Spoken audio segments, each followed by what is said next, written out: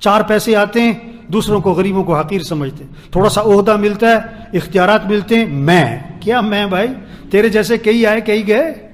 جو جس سیٹ پر بیٹھا ہوا ہے اس سیٹ پر کئی آئے کئی گئے، کئی آئے کئی گئے، کئی آئے کئی گئے، رہنا تو نے بھی کوئی نہیں. اکڑ کس بات کی، اکڑ کس بات کی؟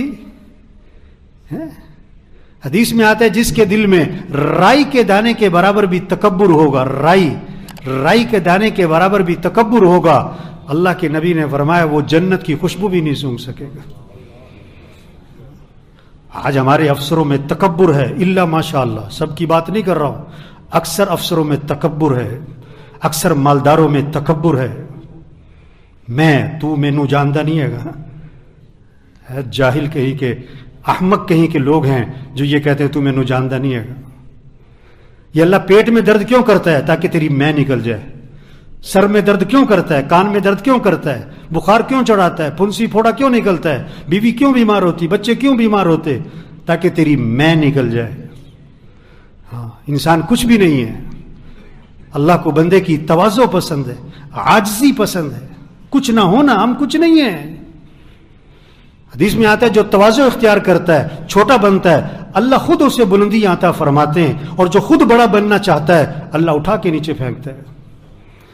ہاں، اللہ کو تواضع پسند ہے، عاجزی پسند ہے، دلوں کو صاف رکھنا پسند ہے. شریعت کا مزاج کیا ہے؟ دوسروں کی خوبیاں دیکھو، اپنی خامیاں دیکھو.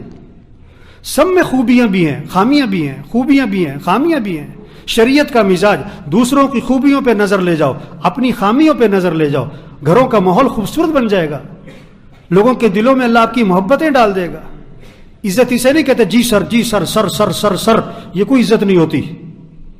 میں نے ایک کو فون کیا تو اس نے اپنے افسر کو نا اتنی بڑی گالی دی اور کہتا میں ادھر جا رہا ہوں اس لیے میں آ نہیں سکتا ہوں. اس نے مجھے بلایا، میں نے کہا وہاں جا کے تو سلوٹ مارے گا، ابھی گالی دے رہا ہے. کہتا وہ تو مجبوری ہے. اسے عزت نہیں کہتے جی سر. ہاں، دلوں میں عزت دلوں میں ہوتی ہے. پسے پشت، پسے پشت کیا کہا جاتا ہے؟ کسی کے پسے پشت کیا کہا جاتا ہے؟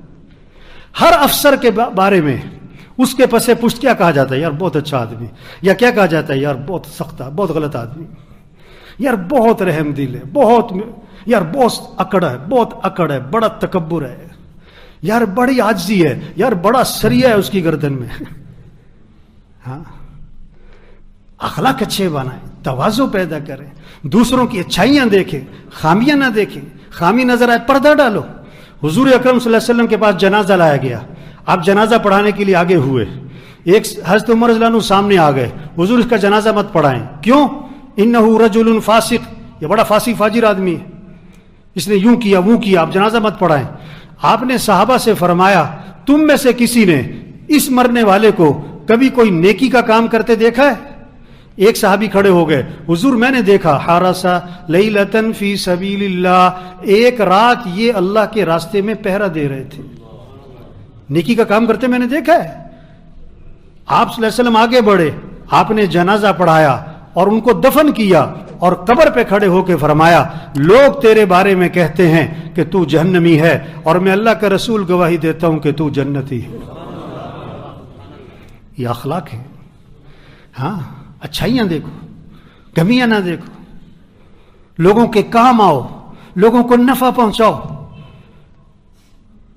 کوئی مصیبت زدہ آپ کے پاس آیا ہے، اپنی سعادت سمجھو، اس کے کام آؤ، اس کو نفع پہنچاؤ، اس کی مدد کرو. وہ آپ کے پیچھے نہ پھرے، آپ اس کے پیچھے پھرو. بھائی میں تمہاری کیا مدد کر سکتا ہوں؟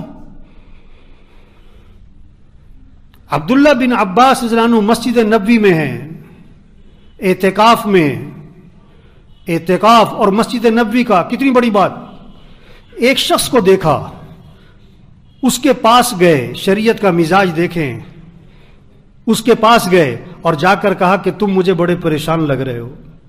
ہاں، لوگوں کے چہرے پڑھو، لوگوں کی زندگی سے اندازہ لگاؤ کون پریشان ہے.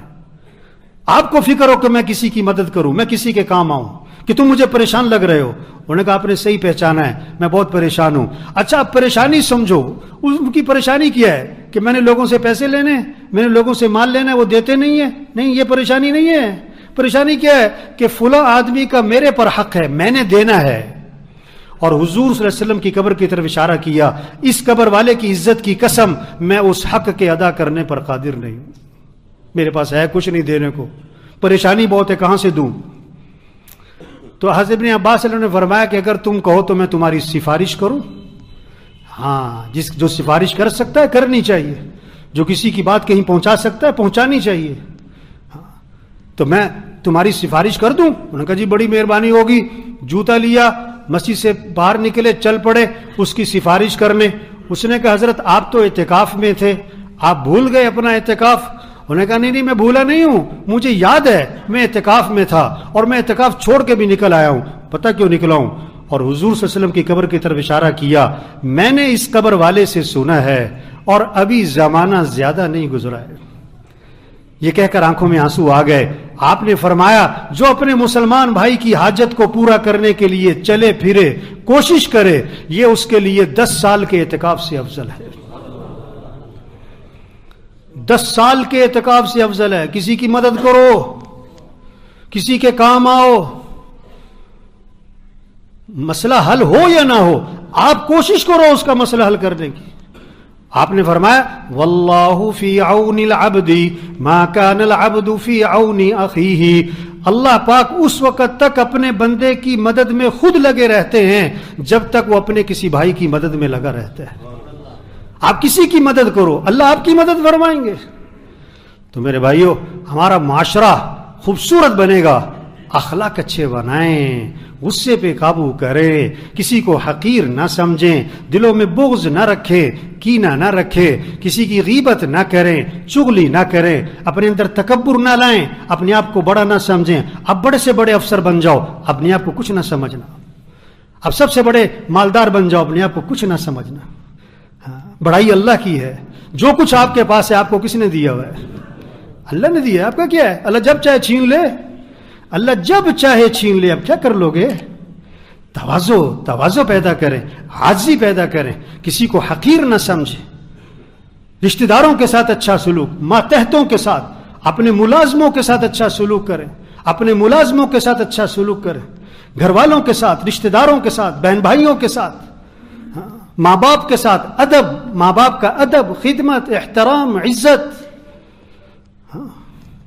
اچھا سلوک کریں. حضرت انس رضی اللہ عنہ فرماتے ہیں میں نے 10 سال خدمت کی حضرت محمد صلی اللہ علیہ وسلم کی. 10 سال سید الکونین حضرت محمد صلی اللہ علیہ وسلم کی خدمت 10 سال کی، اور 10 سال کے عرصے میں اللہ کے رسول نے مجھے کبھی بھی کیوں کا لفظ نہیں فرمایا. اپنی زندگی سے کیوں کا لفظ نکال دو بھائی. یہ کیوں کیا تم نے؟ یہ کیوں نہیں کیا؟ تم کیوں دیر سے آئے؟ تم نے یہ کیوں کیا؟ تم ادھر کیا کر رہے تھے؟ تم کیوں؟ یہ کیوں کا لفظ نکالو اپنی زندگی سے. کیوں کا لفظ کیا کرو. 10 سال حضرت انس فرماتے میں نے نبی کی خدمت کی ہے. اگر میں نے کوئی کام کیا، اللہ کے نبی نے یہ نہیں فرمایا کیوں کیا. اگر میں نے کوئی کام نہیں کیا تو 10 سال میں یہ نہیں فرمایا کہ کیوں نہیں کیا. یہ کیوں کا لفظ زندگی سے نکال دیں اور ایک جملہ زبان پر زیادہ لائیں، گھروں کا ماحول خوبصورت بنے گا. کیا؟ کوئی بات نہیں. کیا کہو؟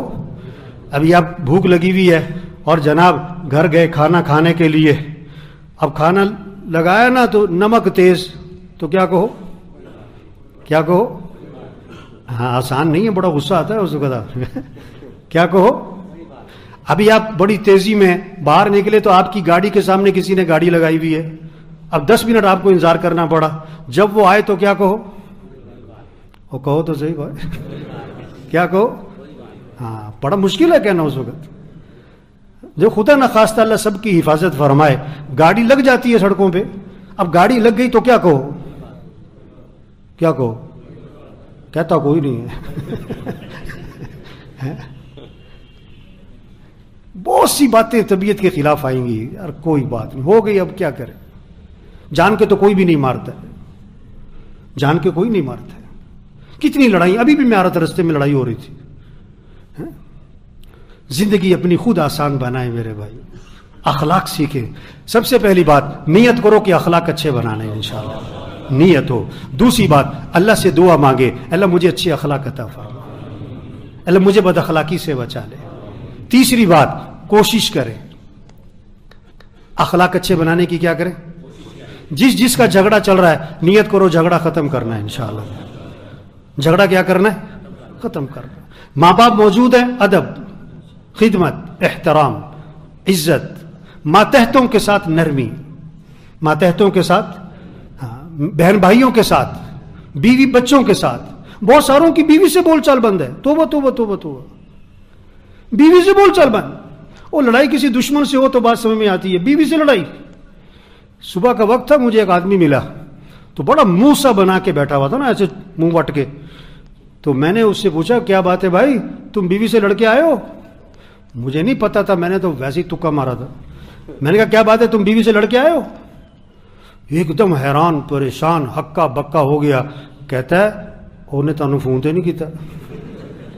وہ واقعی لڑ کے آیا تھا. تو جس کا بیوی سے جھگڑا چل رہا ہے نیت کرو جھگڑا ختم کرنا ہے انشاءاللہ. طاری جمیل صاحب کے پاس ایک آدمی آیا، کہنے لگا مولوی صاحب کوئی ایسا تعویذ دو کہ بیوی سے جھگڑا ختم ہو جائے.